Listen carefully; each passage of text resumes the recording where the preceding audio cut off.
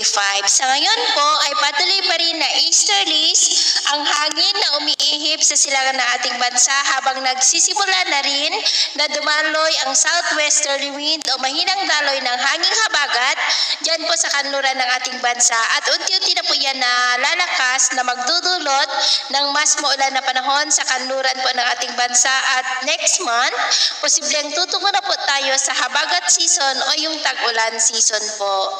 At ito naman ay pinapakita ng forecast model na ating ginagamit hanggang po sa susunod na 2 linggo. At sa lagay ng ating panahon, ngayong madaling araw po ay nakakaranas ng mga isolated rain sa ilang bahagi ng Aurora, lalo na po sa may coastal areas, Calabarzon, ilang bahagi ng Bicol, southern part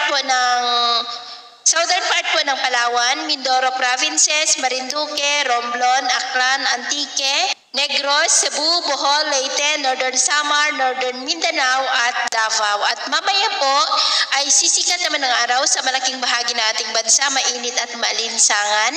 Pero may tsansa pa rin ng cloudy skies with isolated rains sa ilang bahagi ng Quezon, Lobo, Bicol Region, Mimaropa, Kabisayaan, Northern Mindanao, Zamboanga at Basilan. At mamayang hapon, mas mataas muli ang tsansa ng cloudy skies with isolated rains, lalo na sa malaking bahagi ng Mindanao, Visayas at ilang bahagi ng Luzon. Kaya kung lalabas tayo sa ating mga tahanan, ugaliin lamang po natin lagi ang magdala ng kahit na anong panangga natin sa init ng araw at proteksyon na rin po sa mga biglaang buhos ng ulan.